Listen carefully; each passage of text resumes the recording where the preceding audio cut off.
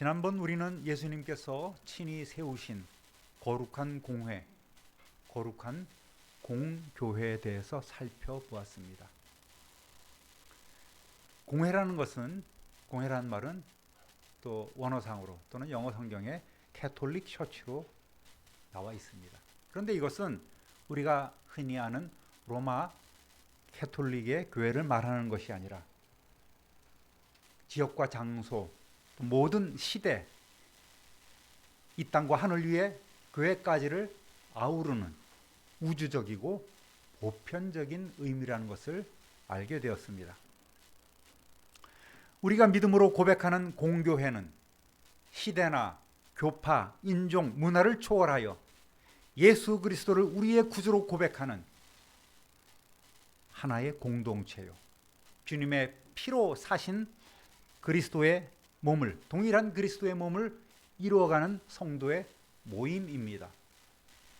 그러니까 이미 세상을 떠난 우리의 믿음의 선조들도 우리와 한 공동체요, 주님의 몸을 이루는 것입니다. 이 교회는 바로 예수님의 몸입니다. 거룩하신 예수님은 장차 당신이 영원히 계실 곳으로 당신의 몸된 거룩한 교회를 이끌고 가실 것입니다. 그때까지 교회는 더욱 거룩해져 가고 하나님의 돌보심과 인자하심을 받으며 보존될 줄로 믿습니다. 할렐루야. 오늘 우리가 읽은 본문은 오순절날 예루살렘 교회 성령께서 임하시고 마침 오늘이 성령 강림절입니다. 그렇게 해서 태동된 예루살렘 교회, 초대교회의 성도들의 아름다운 모습을 보여주고 있습니다. 사도신경의 성삼위 하나님과 거룩한 교회에 이어서 세 번째 부분인 교회에서의 성도의 삶, 교회를 이루어가는 성도의 삶, 그 가운데 주님의 몸을 이루어가는 성도의 교통에 대해서 살펴보겠습니다. 사도신경은 성도가 서로 교통하는 것을 믿습니다. 이렇게 고백합니다. 물론 거룩한 공교회와 주님의 성도의 교통 자체는 우리의 신앙의 대상이 아닙니다. 교회를 믿는다고 우리가 표현을 하지만 그것은 바른 표현이 아니겠지요. 신앙의 대상은 구원의 주체이시요 성삼위 하나님이 바로 우리의 신앙의 대상이 되십니다. 구원의 기관인 교회나 구원의 대상인, 구원의 객체인 성도는 믿음의 대상이 아닙니다. 제가 목사님을 믿습니다라는 그런 의미는 인간적인 어떤 신뢰를 얘기하는 것이지 신앙의 대상으로서 우리 성도들이 또는 직분자들이 목사가 그렇게 불리는 것은 아니란 말입니다. 거룩한 공회와 성도가 서로 교통하는 것을 믿는다는 것은 하나님께서 오늘도 성교회와 성도를 통해서 일하고 계신다는 것을 믿는다는 고백입니다. 교회 공동체에 소속된 이들은 성도, 거룩할 성자의 무리도자, 거룩한 무리라고 부릅니다. 우리는 서로를 성도라고 부르고 불리기에 주저함이 없습니다. 그렇지 않습니까? 옆에 분하고 인사하겠습니다. 성도님 반갑습니다. 네. 우리 무리가 없어요. 성도입니다. 형제님, 자매님. 그렇게 우리는 부릅니다. 우리는 모습이나 환경, 처지는 달라도 하나님을 예배하며 또 선교하며 돕고 교제하는 동일한 목적으로 살아가고 있는 거예요.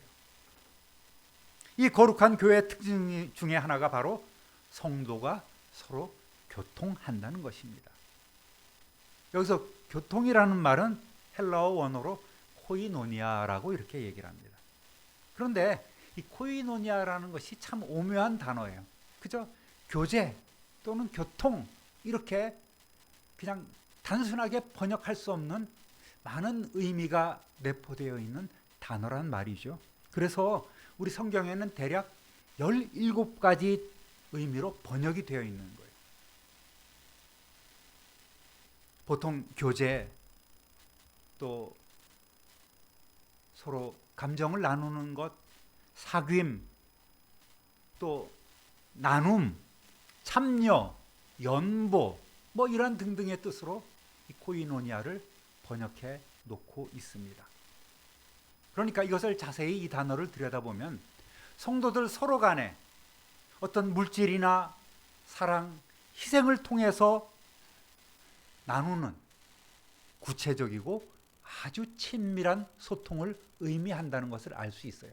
단순히 교제, 교통이란 단어로 부르기가 조금 애매하다는 이야기입니다. 그렇다면 우리가 고백하고 있는 성도가 서로 교통한다는 그 교통은 어떠한 모습을 갖고 있을까요? 따라하겠습니다. 성도는 화목합니다. 구원받은 성도는 먼저 하나님과 사귐이 있습니다. 고린도전서 1장 9절 읽어봅니다. 너희를 불러 그의 아들 예수 그리스도 우리 주와 더불어 교제하게 하시는 하나님은 미쁘시도다. 아멘. 요한일서 1장 3절 또 읽어봅니다.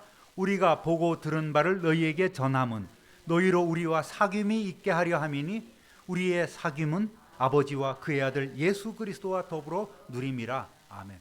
여기서 교제라는 말, 사귐이란 말 다 같은 코이노니아라는 단어입니다. 하나님과의 온전하고 깊은 사귐은 우리를 하나님 앞에 참된 예배자가 되게 하고 또 우리를 거룩하게 이끌어 줍니다. 고린도후서 13장 13절 읽어보겠습니다. 주 예수 그리스도의 은혜와 하나님의 사랑과 성령의 교통하심이 너희 무리와 함께 있을지어다. 아멘. 대표적인 축도이죠.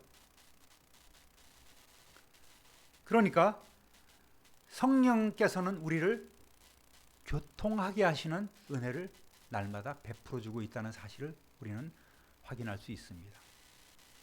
성령님은 오늘도 성도가 이웃과 더불어서 화목한 교제를 할 수 있도록 늘 우리와 교통하고 있습니다. 이웃과의 교통에 앞서서 먼저 우리는 주님과 교통하고 있다는 사실을 알아야 돼요. 과거 유대인들과 이방인들은 서로 원수처럼 지냈습니다. 이스라엘 백성들은 어떻습니까? 자신들만이 하나님께서 택한 백성이다, 선민이라는 편협한 사고를 가지고 있던 유대인들은 할례받지 않는 이방인들을 마치 개와 같이 여겼습니다. 개처럼 생각했습니다. 또 이방인들, 특히 예수님 당시의 헬라인들은 유대인들을 경멸하면서 자기들 외에는 모두가 다 야만인이라고 불렀습니다.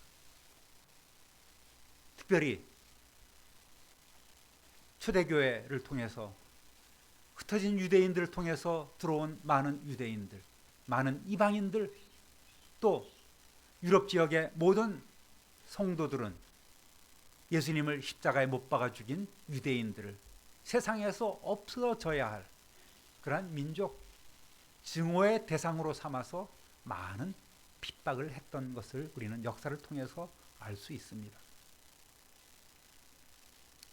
유대인들도 잘못했지만 교회를 이루는 이러한 사람들도 대단히 잘못했던 거예요. 수많은 그러한 잘못된 죄악이 사실은 교회를 통해서도 이루어져 왔음을 우리는 알아야 합니다.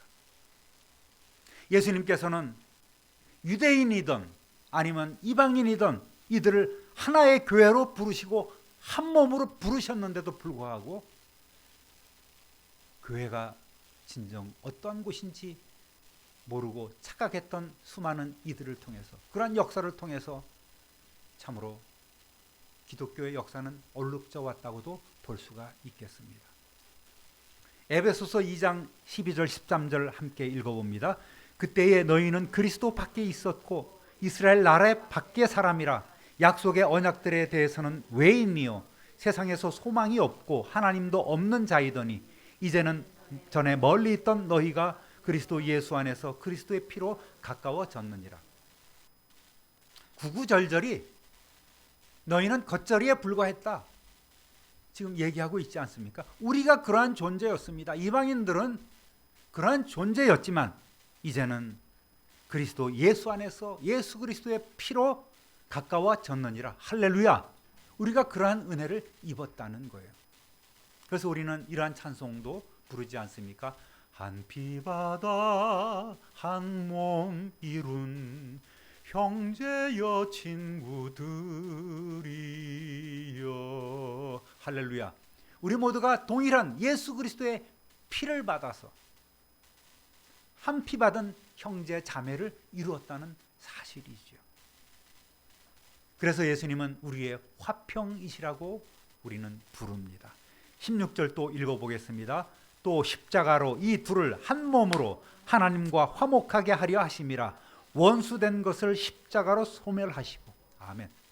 아예 예수님께서는 십자가로 이방인과 이 유대인들을 교회 안에서 한 몸으로 만드셨다는 거예요. 새로운 사람으로 만들어 주셨다는 것입니다. 그리고 하나님과 화해시키셨습니다. 할렐루야. 하나님과의 화해는 이웃과의 화해를 반드시 동반하게 됩니다. 19절 읽어봅니다. 그러므로 이제부터 너희는 외인도 아니요 나그네도 아니요 오직 성도들과 동일한 시민이요 하나님의 권속이라. 그래서 우리는 모두 하나님의 권속, 하나님의 가족이 되었습니다. 예수님께서는 당신의 생명을 우리에게 화목제물로 내어주심으로 아예 이 둘을 하나의 새로운 몸으로 만드신 것입니다. 할렐루야. 사도 바울은 그래서 우리가 서로 한 몸을 이루고 있다는 그런 사실을 알기 쉽게 설명해 줍니다. 고린도전서 12장 12절부터 19절까지 길지만 읽어보겠습니다. 몸은 하나인데 많은 지체가 있고 몸의 지체가 많으나 한 몸임과 같이 그리스도도 그러하니라. 우리가 유대인이나 헬라인이나 종이나 자유인이나 다 한 성령으로 세례를 받아 한 몸이 되었고 또 다 한 성령을 마시게 하셨느니라.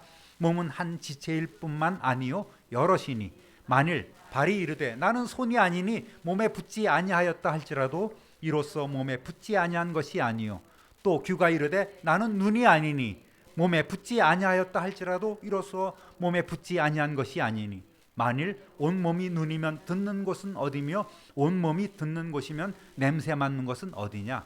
아멘. 가끔 그렇게 제가 좀 극단적인 예를 들고 있습니다만은 우리가 예수 그리스도의 몸을 이루어가지 않습니까? 몸이 지체라고 얘기하지 않습니까? 지체, 팔다리와 몸통이란 얘기죠.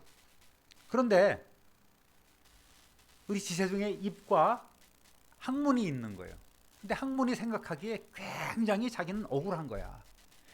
왜 맛있는 거는 저놈이 다 받아 처먹고 나는 맨날 냄새나고 더러운 것만 배설케 하느냐. 이건 너무 억울하다. 하나님 공평하지 않습니다. 이제부터 저는 파업입니다. 똥꼬를 완전히 닫아버리겠습니다. 제게 음식을 주십시오. 만약에 이렇게 한다면, 그리고 입, 넌 지금까지 잘 먹고 잘 살았으니까 이제부터 네가 배설해. 이렇게 된다면 우리의 몸이 어떻게 되겠어요? 몸이 아닌 것, 큰 병이 생기지 않겠습니까? 그러니까 하나님께서는 우리 각자 형편에 맞는 은사와 복들로 성령의 열매로 직분으로 우리로 하여금 섬김의 삶을 살아갈 수 있도록 우리를 택해 주시고 불러주신 거예요. 여러분, 우리 몸에 소중하지 않은 그런 장기가 어디 있겠습니까? 정말 다 소중하지 않습니까? 제가 요즘 그런 기도를 해요. 쓸개를 이렇게 만지면서, 야, 미안하다. 네가 내게서 잘려져 나간다니 참 안타깝구나, 쓸개야. 내가 너를 지켜주지 못해서 미안하다. 그렇게 제가 밤마다 지금 그렇게 기도를 하고 있는 거예요. 다 쓸모가 있었는데 이제 연식이 되다 보니까 그 기능들이 떨어지니까 제 몸에서 나가려고 하는 거예요. 탈출을 하려 합니다.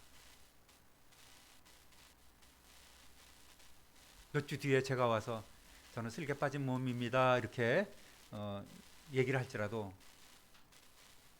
이상한 눈으로 보지 마시고 이제는 간에 붙었다 쓸개에 붙었다 하지 않고 오직 주님께만 붙어서 살아가는 사람이 되겠구나라고 이렇게 생각하시고 은혜를 받으시기를 주님의 이름으로 축원합니다. 할렐루야. 그래서 21절, 26절, 27절 우리 중요한 것만 빼서 한번 읽어보겠습니다. 이 손더러 내가 너를 쓸 데가 없다 하거나 또한 머리가 발더러 내가 너를 쓸 데가 없다 하지 못하리라.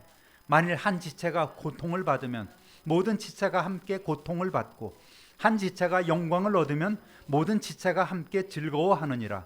너희는 그리스도의 몸이요 지체의 각 부분이라. 아멘. 그러니까 우리 모두는 성도들과 더불어서 교회의 머리 되신 예수 그리스도의 몸을 이루어가는 지체로 살아가고 있는 거예요. 그러면 성도는 모두가 다 소중한 존재란 말입니다. 하다못해 손톱 발톱까지도 소중한 존재인 거예요. 이게 뒤집히면 얼마나 고통스럽습니까? 몸에 작은 가시가 하나 박혀도 얼마나 힘듭니까?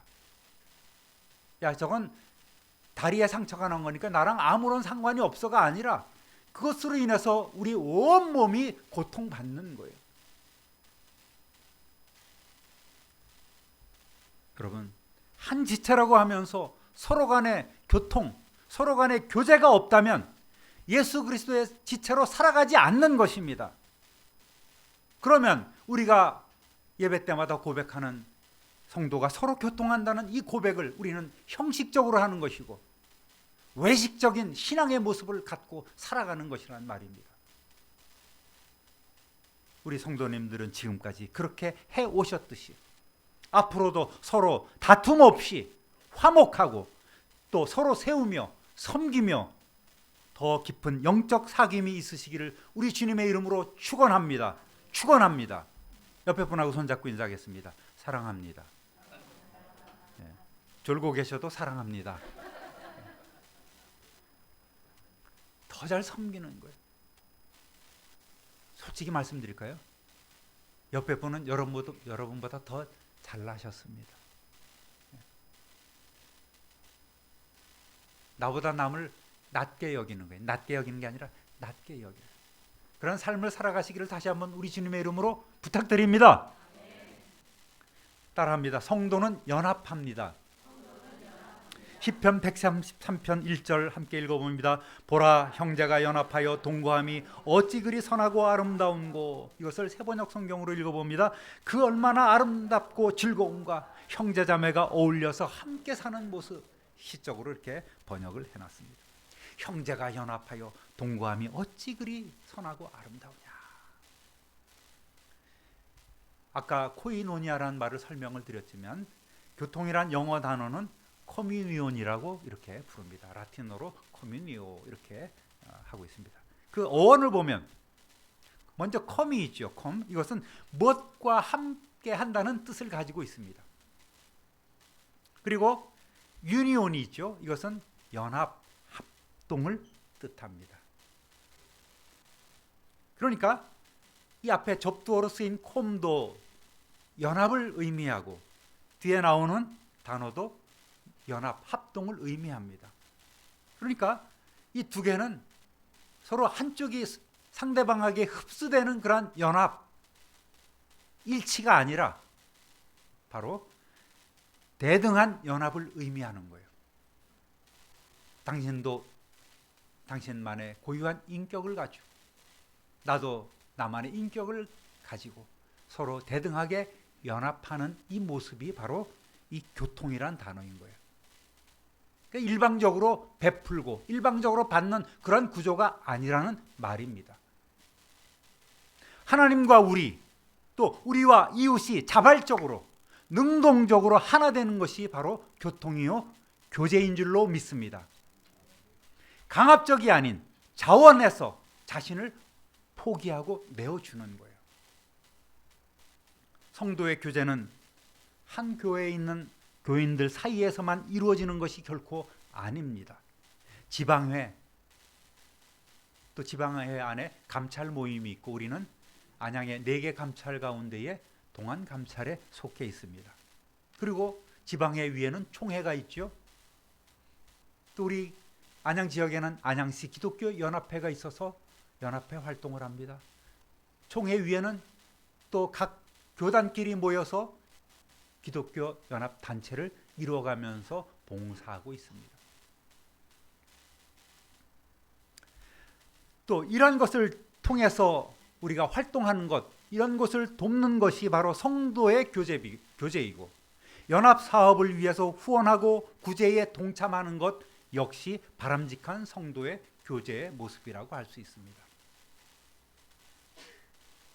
때로 연말이나 또 나라에 어떤 재난이 닥쳤을 때에 총회나 기독교 연합회에서 도와주십시오, 함께 도웁시다라고 이렇게 공문이 옵니다. 그러면 우리는 또 이웃사랑 선교회나 교회 재정을 통해서 그들을 섬겨갑니다. 교회에는 예배뿐만 아니라 교육도 해야 되고, 또 구제도 해야 되고, 장학도 해야 되고, 선교를 하는 그런 일들을 감당합니다. 그래서 우리 교회만 해도 교육위원회가 있고요, 이웃사랑 선교회가 있고, 이슬비 전도단도 있습니다. 또 인재육성 후원회가 있어서 성도님들이 적극적으로 동참하고 있습니다. 어느 것 하나 소홀함 없이 탄탄하게 진행되어야 합니다. 특별히 전도와 선교에 동참하는 것이 가장 폭넓은 성도의 교통의 모습이라고 할 수 있겠습니다. 그래서 우리의 각 기관도 결국은 전도와 선교 지향적이 되어야 합니다. 원어상으로 선교와 전도가 다른 단어가 아니에요. 똑같은 단어입니다. 남전도회, 여전도회 이름이 왜 전도회겠습니까? 왜 선교회로 이렇게 부르겠습니까? 같은 연령대 성도들이 모여서 그저 식사하고 차 마시고 친교하는 것도 중요하지만 먼저 그보다도 전도라는 교회의 사명을 담당하기 위한 중추적 역할을 하는 기관이기 때문에 선교회라고, 전도회라고 부르는 것입니다. 그러한 전도의 사명을 잘 감당하시는 우리 여전도회, 남전도회 청년회 되시기를 우리 주님의 이름으로 축원합니다. 교단을 넘어서 선교 후원을 하면서 또 선교사와 선교지를 위해서 기도하며 때로는 찾아가서 현지인들을 돌보며 교제하는 것은 주님의 교회가 사명을 마땅히 담당해야 될 그런 사명인 줄로 믿습니다. 그리고 이 주님의 교회가 이제는 보편적인 교회, 캐톨릭이라는, 유니버설이라는 그런 이름처럼 우주적인 교회로 확장되는 멋진 사역이 될 줄로 믿습니다. 올해 말이나 내년 초에는 이제 5년 만에 다시금 선교를, 해외 선교를 시작하기를 위해서 기도하고 준비하는 가운데 있습니다. 올해는 정환 선교사님이 이제 새롭게 사역을 시작하시는 그런 태국으로 가려고 이렇게 마음 먹고 있습니다. 이를 위해서 기도 많이 해주시기를 바라겠습니다. 우리 교회가 많을 때는 큰 돈은 아니지만 10곳을 선교합니다. 지금은 8곳 선교 후원을 하고 있지만 가까운 날 단독 선교사를 파송하는 비전을 갖기를 원합니다. 제 생각에는 35주년 때 그렇게 했으면 좋겠어요. 2년 뒤에. 그래서 우리 1312의 비전을 놓고 날마다 기도하는데 언제까지나 이렇게 그 비전만 놓고 기도하겠습니까? 실제로 우리가 첫걸음을 띄는 일들도 우리에게 있어야 할 줄로 믿습니다. 더 이를 위해서 열심히 일하시는 저와 여러분 되시기를 우리 주님의 이름으로 축원합니다. 따라합니다. 성도는 서로 사랑합니다. 사실 우리가 성도라고 부르고 또 불리지만 내면적으로는 아직 믿음이 없는 사람들도 있을 수 있어요. 또 구원의 확신조차 없는 사람도 우리 무리 가운데 있을 수 있다는 말입니다. 또 직분을 받고 있지만 불완전한 모습으로 살아가는 이들도 있는 것이 현실입니다. 그러다 보니까 서로 상처를 주고받기도 합니다. 인간적인 그런 분노가 밖으로 표출되기도 합니다. 성질 난다는 얘기죠. 하지만 날이 갈수록 우리는 성령님의 은혜로 변화되어야 합니다. 예수 믿는 구체적인 증거들이 우리의 삶에 풍성한 열매로 나타나야 되는 거예요. 상처를 주는 것이 아니라 이제는 상처를 싸매주며 살아야 합니다. 더 아름다운 말로 위로하고 또 돕는 일들도 우리의 삶 가운데에 풍성해야 합니다. 우리의 가까운 가족, 가까운 이웃, 우리 성도들 간에 먼저 이러한 일들이 있어야 되는 것이죠. 우리는 우리가 받은 직분이나 성도라는 그 이름에 의무와 책임이 있음을 알아야 합니다. 굉장히 무서운 말씀 아니겠습니까? 우리 주님은 많이 맡은 자들에게는 많이 찾으시겠다고 말씀하셨습니다. 누가복음 12장 48절 하반절 읽어보겠습니다. 무릇 많이 받은 자에게는 많이 요구할 것이요 많이 맡은 자에게는 많이 달라 할 것이니라. 아멘. 교회는 장로, 권사, 안수 집사를 중직자라고 부릅니다. 묵직한 직분을 갖고 있다는 거예요. 아주 중요한 직분을 갖고 있는 사람이란 말입니다. 이러한 사람들은 하나님께서는 더 큰 충성과 더 큰 헌신을 하고 또 그렇게 하기를 바라고 있다는 말씀이 아니겠습니까? 사랑하는 우리 모든 성도님들, 그 맡은 자리에서 그 직분에 맞는 충성과 헌신하시기를 우리 주님의 이름으로 축원합니다. 맡은 자리를 결코 포기하거나 남에게 뺏기지 마시기를 바랍니다. 성도의 사랑에 대해서 성경에는 많은 곳에서 말씀하고 계시지만 이제 한 군데만 찾아보도록 하겠습니다. 요한일서 3장 18절, 자녀들아 우리가 말과 혀로만 사랑하지 말고 행함과 진실함으로 하자. 말로는 무슨 말을 못해요. 무슨 위로를 못하겠습니까? 실제로 이웃에 도움이 되는 삶을 살으라는 권고 아니겠습니까? 성도가 모여서 얼굴을 보며 인사를 하고 친하게 지내는 것도 중요한 교제이겠지만 진짜 중요한 것은 비록 자주 만나지는 못해도 일주일에 한 번 겨우 만나기는 해도 서로의 이름을 불러주며 기도해 주는 것입니다. 우리 교회는 감사하게도 기도단이 있습니다. 그래서 9시에는 기도합시다 하면 성도님들이 네네네 하면서 동일한 시간에 동일한 제목으로 기도합니다. 나는 안 들어갔나 하시는 분들은 그저 또 동일하게 9시에 우리 전체 단톡방에 있는 그 기도 제목을 놓고 한번 쭉 읽어가면서 또 주보에 나와 있는 여러 기도 제목을 놓고 한 번씩 기도해 주시면 우리 모두가 그렇게 주님 안에서 영적인 교제를 이루어가는 성도의 모습을 갖고 있다고 생각을 합니다. 성도의 형편을 알아주고 그의 기쁨뿐만 아니라 슬픔과 아픔까지도 함께 나누면서 돌보는 것이 참된 성도의 사랑이라고 볼 수 있습니다. 사랑하는 우리 참빛누리교회 성도 여러분, 이 한 주간도 살아계신 주님의 거룩한 무리 성도로서 서로 화목하며 연합하며 더 사랑하시는 저와 여러분 되시기를 우리 구주 예수 그리스도의 이름으로 축원합니다. 축원합니다. 축원합니다. 존귀하신 하나님 아버지, 오늘 우리가 늘 고백하는 성도가 서로 교통함에 대해서 알아보았습니다. 하나님 아버지, 성도는 화목한 삶을 살아갑니다. 하나님과 화목하고 또 이웃과 더불어 화목한 삶을 살아갑니다.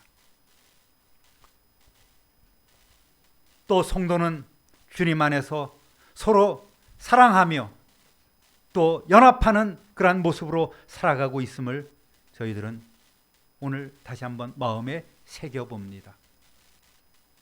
이것이 주님 안에서 이루어가야 할 주님의 몸임을 깨달아 알게 하여 주시고 이전보다 더 주님을 사랑하며 이전보다 더 이웃을 향하여 사랑의 이름으로 나아갈 수 있도록 우리를 복의 통로 삼아 주옵소서. 그러한 멋진 성도 되게 해주심을 믿고 감사와 찬송과 영광을 하나님께 돌려오며 우리의 능력 되시는 구주 예수 그리스도의 이름으로 축복하며 기도 올립니다. 아멘.